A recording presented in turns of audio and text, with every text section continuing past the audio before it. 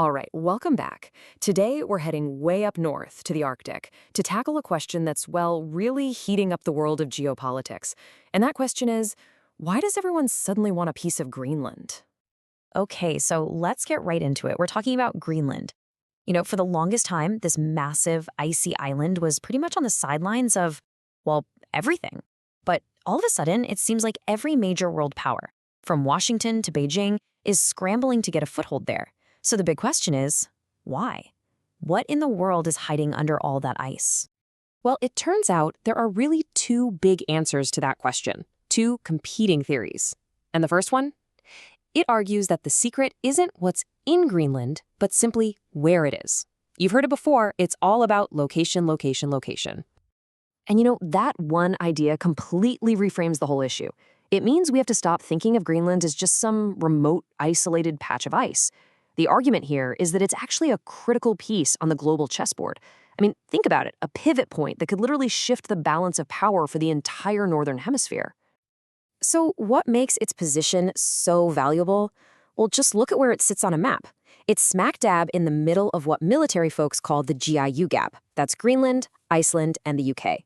It's basically the naval gateway between North America and Europe. Plus, it's home to a super important US airbase, which is crucial for missile defense. For NATO, it's like a giant defensive shield. And here's the kicker. As the planet warms up, new Arctic sea routes are opening, and guess who's sitting right there, ready to be the gatekeeper?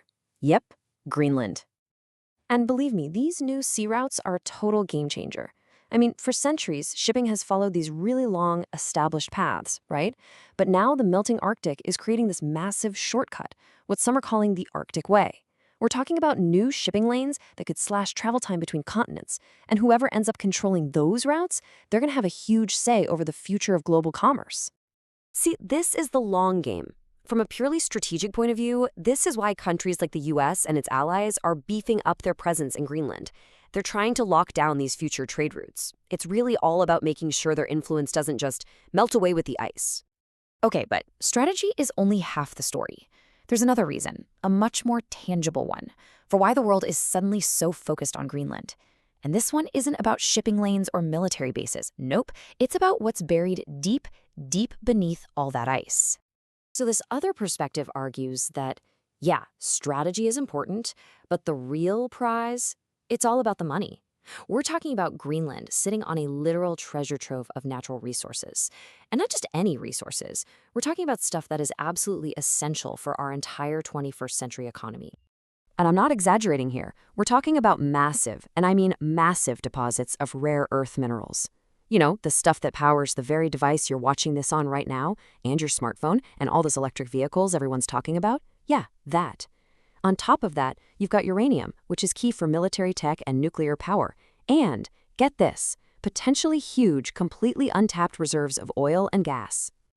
And you better believe the race is already on. Make no mistake, you've got China, which is desperate for these raw materials to keep its manufacturing empire going. You've got Russia, which sees dominating the Arctic as absolutely key to its future. And then there's the European Union, just terrified of being left out in the cold, totally dependent on its rivals for the resources of tomorrow. So when you look at it this way, the battle for Greenland isn't just about some island. It's a battle for the future. And the prize? It's a massive economic advantage that could define who leads the world for the rest of this century. Okay, so let's recap. We've got these two huge forces pulling the entire world towards Greenland, its strategic location and its incredible economic riches. So are these two separate, competing ideas, or are they actually two sides of the very same coin? Well, the truth is, it's not really an either-or situation at all.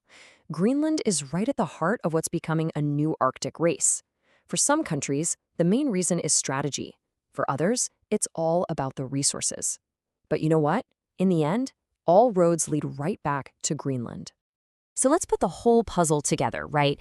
You've got the incredible strategic power of being a gateway and a shield.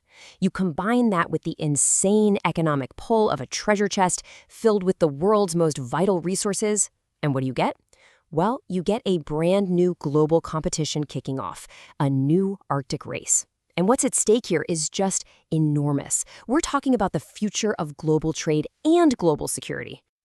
And that leaves us with one final and kind of chilling question.